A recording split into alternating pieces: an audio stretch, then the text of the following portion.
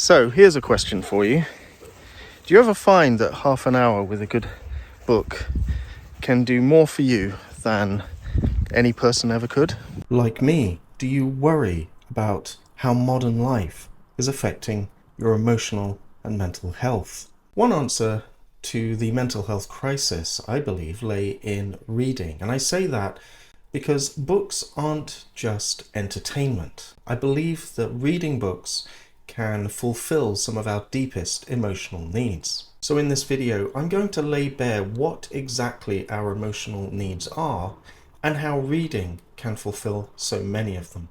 And if you sometimes feel the urge to pick up a book but struggle to actually do it, I think knowing this might just give you the motivation that you need. So I'm Dr. John, and in this week's episode of Culture Decoded, we're going to be looking at the ways that reading books regularly can make us emotionally healthier. On my channel every month, I break down a classic book such as Wuthering Heights or The Bell Jar or Jane Eyre. And 60% of you have voted on my poll to say that the next book you want me to analyse is Frankenstein, which is very appropriate for October, so that video will be coming out soon. I must give a quick shout out to Deirdre Clark, who is my newest member. She clicked the join button below and has joined the channel as our newest member. She'll be getting early access to this and all future videos. Your support makes this channel possible, so thank you, Deirdre. Okay, so let's get to it. About 20 years ago, I attended a series of seminars by the psychologists Joe Griffin and Griffin Tyrell. And what they had to say about our emotional needs changed everything about how I thought about myself and how we work. So we're probably all familiar with the physical needs that we have given to us by nature or evolution that help us to survive. We need food, water, shelter, and so on.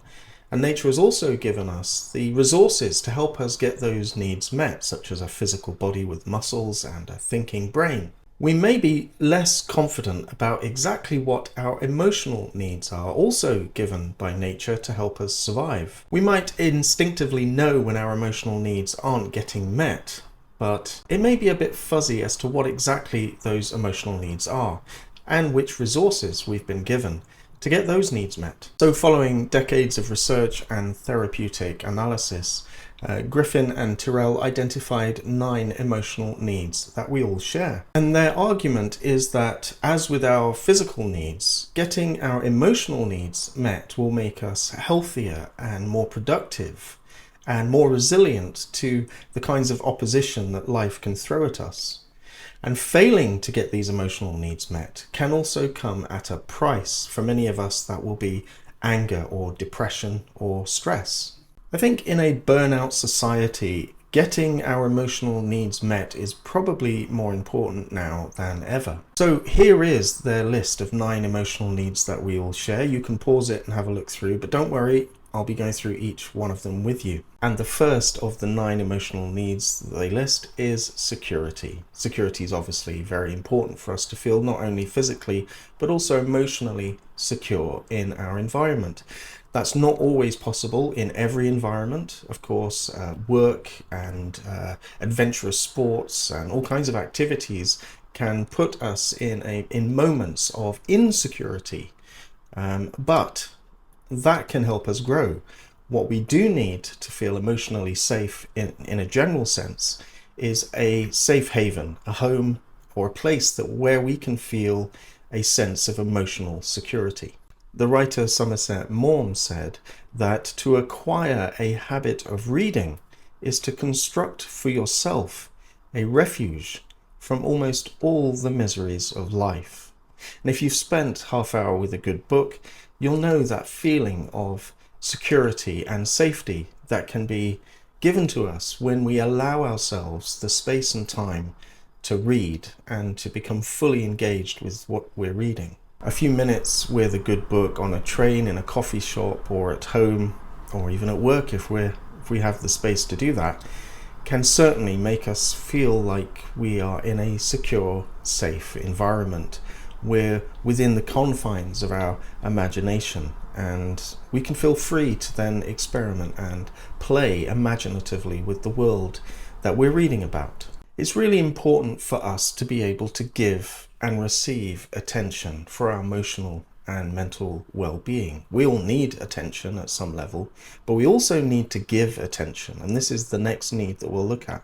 Learning how to allow yourself to become completely absorbed within a good book is a great life skill to learn, because giving our full attention to what we're reading can help us to filter out all of the stresses and strains of the daily grind. I think in order to lock your attention into what you're reading, we need to create a kind of space, a sense of distance from our problems and other activities. A great book or poem can give you that kind of space. So in order to be emotionally and mentally well-rounded, we also need to have a sense of autonomy or control. Now, that does not mean that we have to have control over every aspect of our lives, because that's rarely going to happen. But in a general sense, the ability to know that we can make some choices for ourselves, responsible decisions that will be for our better good, is a very important part of emotional well-being. And if we can think of a book or a poem as a kind of portal into another world, it is essentially a world over which we have control. You have the right to read with intensity or to skip pages. You can read any way you want. You can close read, zeroing in on the language and the texture of the rhythm of the language.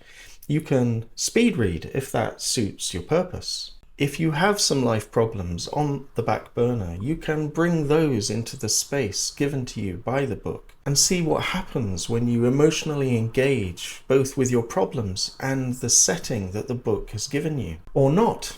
You can simply shut out all of the problems, give yourself some space away from them, and create for yourself a imaginary world in which you can enjoy some pure escapism. You can shut down those raw emotions and engage purely rationally and logically, but imaginatively, with your reading material.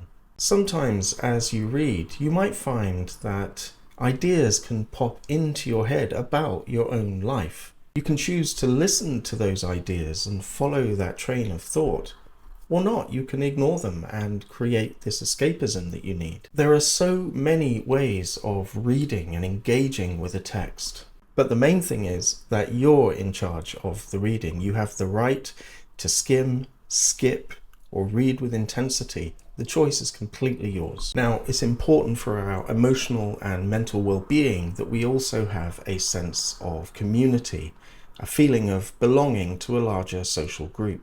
And aside from reading groups, book clubs, and online communities like I'm trying to create with this channel, there are other ways that books can engage us to the wider community.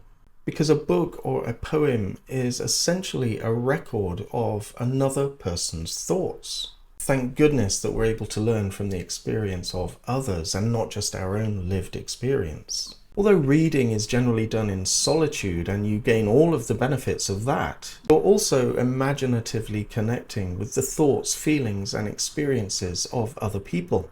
Reading is a collective experience done in solitude. There's a wise saying that a reader lives 1,000 lives before they die. And William Nicholson said, "We read in order to know that we're not alone." Now, we all have a need for privacy, personal space and time. That can be very hard to come by for many of us. As Virginia Woolf famously wrote, we all need a room of one's own. And although she was writing about the plight of women in her age that found it very difficult to find a space of their own, and that may still be true now for many, I think it's important for us to appreciate how reading a book can create for ourselves our own private moment. Jeremy Collier said that books support us in our solitude and keep us from being a burden to ourselves. Books can uniquely give us that moment of privacy and solitude, but also provide us with a kind of an emotional shield as we engage imaginatively with the world of the book. We also need a sense of competency and achievement, the ability to succeed at something and gain some level of recognition for that. And of course, reading books can give us that, especially if we complete a book to its end. A challenging read, once done, can give you a sense of achievement that you have completed an important task that's given you lots of benefits. And sharing that online or with friends can give you that feeling of achievement. Another important need for us, of course, is intimacy. We need to have someone that we can be truly honest with, be ourselves with, and feel accepted. Again, that can be very challenging in life generally, and it's not always possible. But if there's someone that we can have in our lives that can give us that feeling of intimacy, then we will be emotionally healthier. What books and reading can do on this is it can model for us different forms of relationships, different types of intimacy. We can imaginatively experiment with relationships as we read. Griffin and Tyrell also identify a couple of other needs, which are status and meaning and purpose, having some reason to get up in the morning and to be active and engage with the world. Again, I think books and reading can model these kinds of experiences for us and can help us to imaginatively understand how they can operate and how we can achieve them. By my count, I think there are a good solid 6 of those core emotional needs given to us by nature that reading can directly fulfill. By the way, just drop a comment below for me and tell me what kinds of books you have found to have healing benefits or have given you some emotional and mental space and well-being. Now, there's another angle to all of this, because aside from the emotional needs that we have, I mentioned that we also have resources. We have resources like memory and imagination. Well, of course, these resources can also be sharpened, honed, and benefited by a good read. You know, nature would be pretty cruel if she gave us our emotional needs without the resources to have them fulfilled. But our resources also need to be exercised and sharpened and strengthened. And I believe that reading books can also do that for us. For example, with memory, one of our great resources to getting our emotional needs met, we can often feel that our memories are quite bad, especially now that everything is digitalized. As a kid, I can remember a time when I had probably 20 phone numbers in my memory, as well as the directions to all my friends' houses. None of that needs to be remembered now. Well, in order to have a good memory, we need to fill it with memorable things. And an imaginative world of reading can give us some exercise in expanding and developing our memory and recall. One interesting thing about the memory is it doesn't really distinguish between real lived experience and imaginative lived experience. We can recall imaginative worlds just as readily. And in terms of our imaginations, well, of course, reading can do wonders for developing the imagination. Joe Griffin described the imagination as a kind of an inbuilt reality generator. But when reality is presented for us on a screen or a tablet, there's no need for us to develop that world. It's there for us in CGI glory. But in reading, of course, we develop that imaginative world ourselves. We give us that exercise and that right to playfully experiment with imaginative thinking. I mean, storytelling has obviously been our probably longest tradition of imaginative play. And so what better way to connect with our imaginations, exercise them and expand them, than by getting ourselves absorbed into a great book. Of course, an important part of our whole makeup are our emotions, our feelings, and our moods. But these are also part of our resources package to help us get our emotional needs met, because emotions can signal when a need is not being met and reward us when a need is met. And through reading, we can experience and experiment playfully with different emotional styles and see how those emotional styles play out. Because when we read, we are experiencing the emotional lives of other people. And one of the great resources that nature has given us that's not afforded to all life forms is an observing self, the ability to step back and see ourselves rationally. And often when we read, we can hear that voice prompting us to think about various aspects of our own lives, or how we've behaved, or how others have treated us. Reading is a kind of a mirror experience where we can very often reflect, after reading or through reading, reflect on our own emotional life. Carlos Ruiz Zafón has said that books are mirrors. You only see in them what you already have within yourself. You know, as we've been saying, when you read, you create an imaginative space, and you bring into that space what comes with you. And you can then reflect on and see how your emotional problems can be resolved. One of our great resources that we have as humans is to be able to understand the external world through symbolism, metaphor, and pattern matching. And of course, language and imagination is very much part of that process, another resource that can be honed and sharpened through reading. I mean, my whole point here really is that reading not only responds to our specific emotional needs, but it can also strengthen and sharpen our resources to get those needs met. Reading can open up a mirror to our own lives. It can allow us to imaginatively reflect on who we are and what we're about. And I think the reason that we can feel that urge to be drawn to reading and picking up a book is the same reason that we can feel drawn to food or exercise. It helps us to meet innate needs.